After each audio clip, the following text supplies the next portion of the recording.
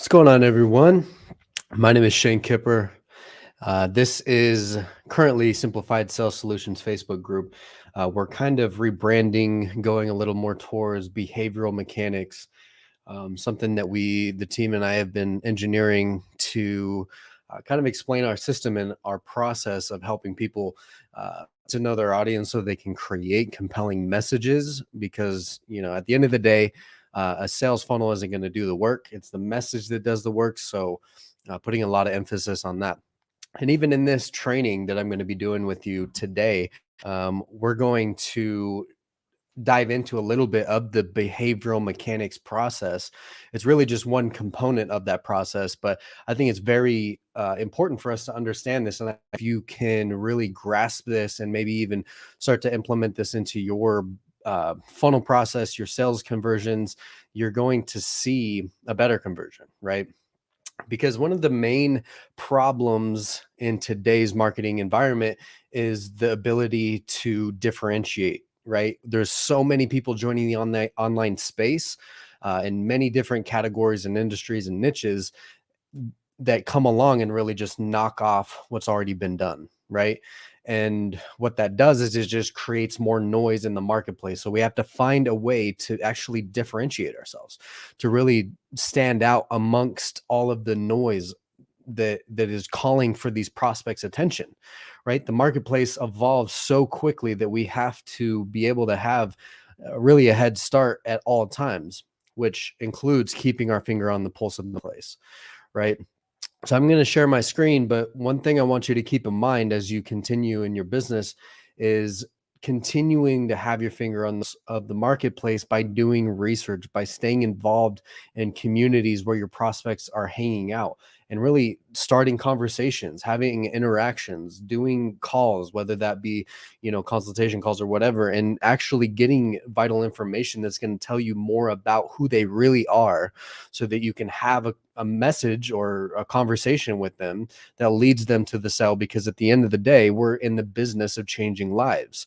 And in order to change those lives, we have to lead them to accepting that our solution can help them, because hopefully that it can, right? As long as it can and delivers on what you're promising, then you're in the clear. So I'll share my screen so you can see what we're going to be talking about. Today, I'm going to show you 3 components that are really going to help you start to differentiate yourself so you don't become more noise in the marketplace. And if you already are more noise in the marketplace, this is going to be a very simple shift for you to start to see a transformation in your conversions overall. This one component has the power to transform your entire marketing campaign. At least I believe so. There's many different components that make up a marketing campaign, but this one being a very vital component. So, so there's 3 components. I'll just move this out of the way once we're ready to go on to the next step. But number 1, we have to have clear optics, right? There's no way around it to have a very clear visual of our marketplace, who our prospects are, who our competition is, and then the marketplace as a whole. Because, right, our prospects have a certain established belief system or identity that they come into our marketing systems with, that they are actually perceiving us through. They have a lens that we have to kind of clear up in the process of our marketing for them to actually see that the result that they desire is obtainable through our solution. So in order to do that, we have to have a clear optics into our prospect's identity. And those are going to be things like, obviously, the customer, the prospect demographic profile, but that's just a very blanket, like very basic analysis of your prospect. It's going to tell you their age, their demographic, their if they were married or single, have kids, so on and so forth. And that will give you some different interest targeting, or maybe geographical targeting, or age targeting when it comes to advertising. And even when it comes to writing your message, right? When you're talking to someone who's 30 to 50, it's going to be different than somebody who is 20 to 40, right? and based on those interests, you're not going to say certain things if they're Republican, Democrat, so on and so forth, right? Um, but once we've identified that prospect's identity, and in order to do that outside of the regular avatar, we want to dive into those communities and see what their limiting beliefs are. We can start to see into the mind of the people that we're serving based on those limiting beliefs. We need to be able to overcome those before we even present our offer. So if you don't know those, you're actually slowing yourself down and preventing yourself from uh, getting that person to a sale, because you really only have a short period of time to, number one, capture their attention, but also bring them to the conclusion that you can actually help them. Okay. And then the competitive advantage is really diving into the competition, seeing what is being offered in the marketplace. Is how are they positioning that marketing message? What is the hook? Are they using just basic how to blank without blank kind of format within their headline? And no, then I think, behavioral mechanics and them, we can implement something that is unique and something that no one's ever seen before, right? We have to really get that in our heads, that this isn't a one size fits all templated system, not something you plug in a templated funnel and email sequence that you just fill in your own words, or funnel hack. Really is all that is. It's getting clear on that prospect and the competition, what's already being said and claimed and promised, and stuff like that, so that we can uh, actually take a step aside, or not aside, but make a shift in our approach, so that we have a different angle than anything else in the marketplace. So we need to know what's going on within our competition. Okay. And then I kind of rewrote identity. Maybe I just didn't fill in the third one here, but with clear optics, um, this not only helps you in writing your marketing campaigns, but in creating your content, writing any sort of marketing in general, any piece of content. Because when you know who you're talking to, how to talk to them, what their fears, worries, and desires are, then all of your content is geared to help that person, that specific type of person, right? And one thing I'll kind of step aside and say is, like, it's easy to get put into a box, especially with the templated system, right? We've all been taught and preached to that we have to do things a certain way and fit into this specific box, and say and don't say and do say these certain things.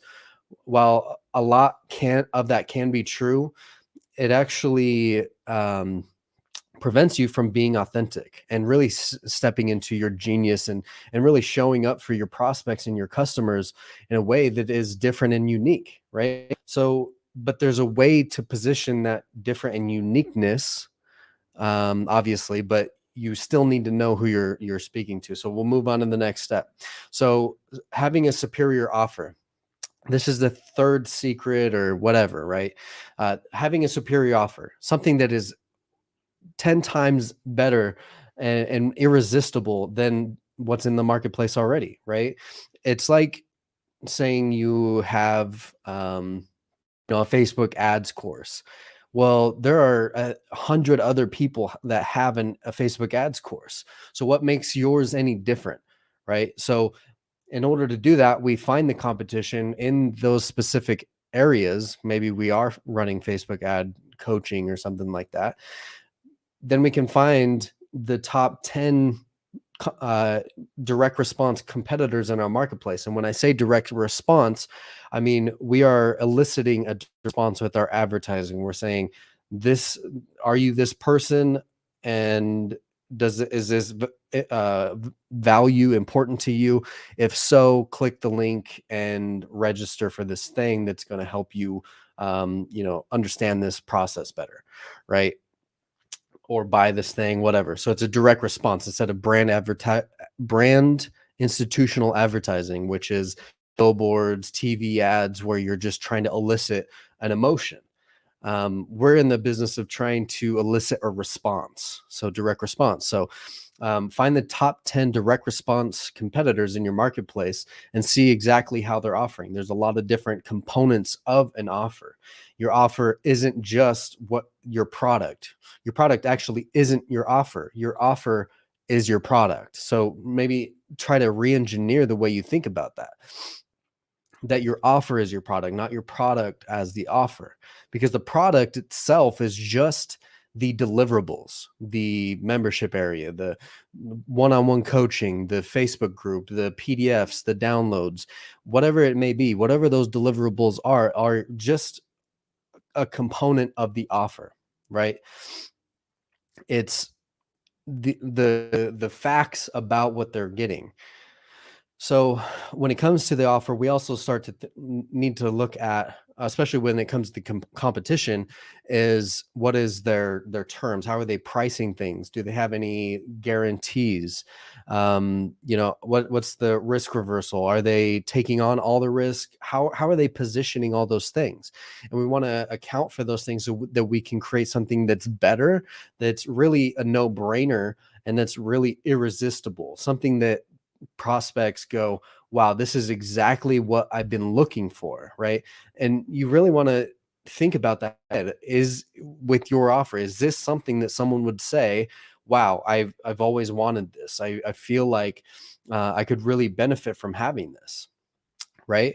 Because we want to have something that is very unique to the marketplace, that is going to be a no-brainer for them to solve the problem that they're currently having. And the next step would be what actually allows us to position our offer differently, because again, our offer is just our set point. It allows us to have a trajectory of where we're headed with our marketing campaign, our marketing documents, our copy, our advertising, everything leading up to the offer. So it gives us a clear roadmap. But the next thing we need in order to position that differently is a unique approach. So there's three different components that I'll go over here. Number one, the primary promise.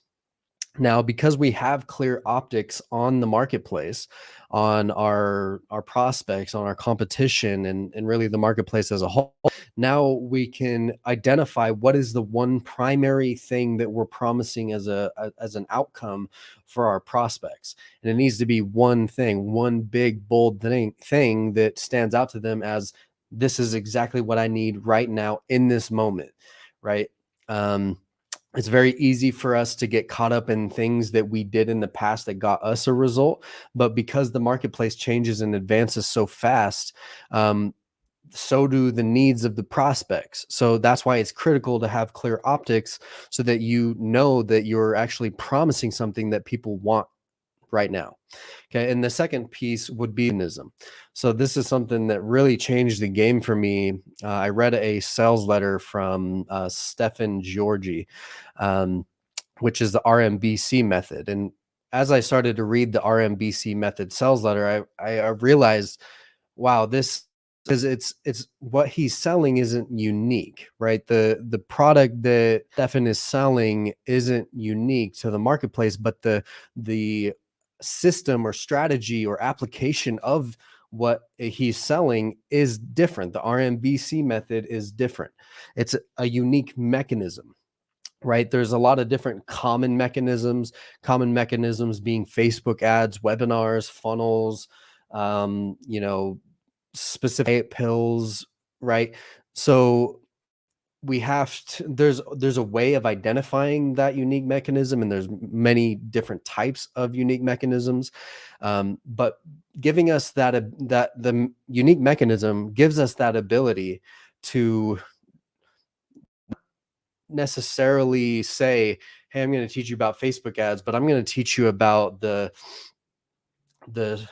superlative ad strategy. You know, it's and I don't even know where that word came from, but oh, it's like, I've never heard of that. It's unique. It's unique to the marketplace, and that's where the competition analysis comes into play, because now we know that this isn't being marketed or advertised in this way, and we can give ourselves a unique advantage or a unique approach to selling what it is that we have to offer. And then benefits, right?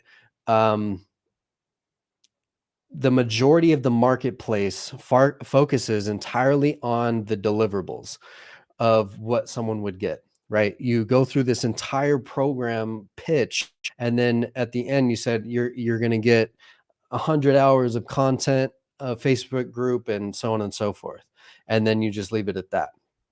The problem with that is people don't buy courses or information just for the sake of more information, right? They buy the stuff because they're in it for the benefits. They're in it for the outcome, for the transformation that they're going to have by using that unique approach. Excuse me.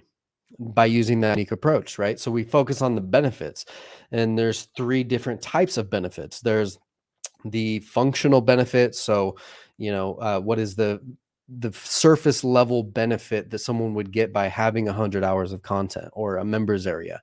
Well, a benefit of that might be that it's in a central location, easy to find, easy to access, something you can put on repeat and really learn over time. But then there's dimensionalized benefits. Well, the dimensionalized benefits are, how is that going to transform them in their lives, right? Because I am able to easily access this information, for example, in the membership example, I'll be able to download this information into my brain and remember it and feel like I know what I'm talking about when I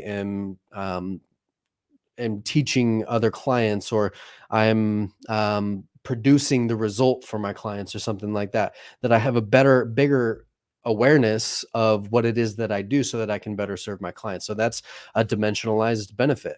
But then there's the emotional benefit. That's the last type of benefit, which is the way that it's emotionally going to make the prospect or the now customer feel. And because I feel like in this membership example, I feel like because I am able to download that information and have that confidence throughout all of my endeavors, now I feel like I'm accomplished. Now I feel like I can be counted on. I feel like so on and so forth. Right. So those are the feelings that people are actually after. And most people skip right over those things. So just as a quick recap, right? We need to have clear optics onto the prospect and the competition and what the identity of the market is, so that we can start to generate and construct a compelling marketing message. But this also feeds into our offer. This feeds into our unique approach. The offer needs to be irresistible, a no-brainer, something that isn't already in the marketplace, something. And again, your product is not your offer, but your offer is the product. So that's the way you need to be thinking about it. The offer is multiple different components: the terms, the price, the guarantee, the benefits, the so on and so forth, the deliverables.